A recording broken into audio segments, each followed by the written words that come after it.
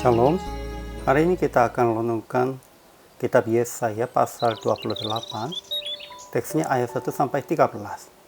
Saya sudah bagi dua paragraf. Paragraf yang pertama ayat 1-6.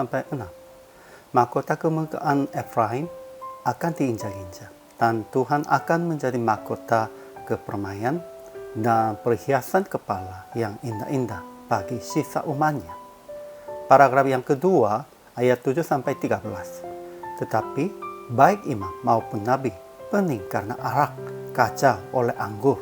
Mereka akan jatuh dan terlentang di dalam perjalanan. Kesimpulannya, mahkota kemegahan pemabuk-pemabuk Efraim adalah Samaria, ibu kota mereka. Kota itu menjadi kebanggaan dan kemegahan bagi umat kerajaan Israel. Tetapi Tuhan akan menghempaskan kota itu supaya diinjak-injak. Mereka akan dipetik dan ditelan oleh bangsa lain sama seperti buah ara yang masak duluan. Dan ia sendiri akan menjadi mahkota kepermaian bagi sisa umatnya. Kemudian Tuhan menegur imam dan nabi sebab mereka juga mabuk oleh anggur. Segala meja penuh dengan muntah kotoran mereka. Dan mereka mengejak firman Tuhan yang Yesaya memberitakan itu. Sebab itu Tuhan juga akan mengejek mereka.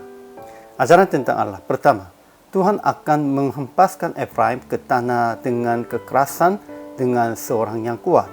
Kedua, pada waktu itu Tuhan semesta alam akan menjadi mahkota kepermaian dan perhiasan kepala yang indah-indah bagi sisa umatnya. Ketiga, ia akan menjadi law keadilan bagi orang yang duduk mengadili dan menjadi law kepahlawan bagi orang yang memukul mundur peperangan ke arah pintu gerbang. Ajaran tentang manusianya. Pertama, celaka atas mahkota kemegahan pemabuk-pemabuk Efraim. Mahkota kemegahan pemabuk-pemabuk Efraim itu akan diinjak-injak dengan kaki, akan dipetik dan ditelan oleh bangsa lain sama seperti buah ara yang masak duluan. Kedua, orang-orang di sini pun pening karena anggur dan pusing karena arak. Baik imam maupun nabi pening karena arak, kacau oleh anggur. Segala meja penuh dengan muntah kotoran sehingga tidak ada tempat yang bersih lagi. Ketiga, mereka yang berkata, kepada siapakah dia ini mau mengajarkan pengetahuannya, sebab harus ini, harus itu, mesti begini, mesti begitu, tanpa ini, tanpa itu, akan jatuh terlentang sehingga luka, tertangkap dan tertawan. Aplikasinya. Pertama, jangan mabuk oleh anggur, kesuksesan, kekayaan, dan secara duniawi apapun. Kedua, perhatikan firman Tuhan sekalipun susah mengerti, sekalipun kelihatannya berulang-ulang.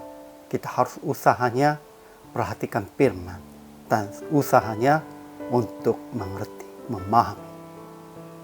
Ketiga, berbangga hanya Tuhan, berharap hanya Tuhan sebagai mahkota yang kekal dan paling indah.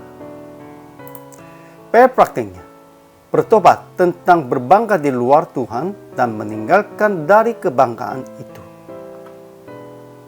Hari ini juga kita harus bertobat di hadapan Tuhan dan hanya berbangga kepada Tuhan. Janganlah yang lain.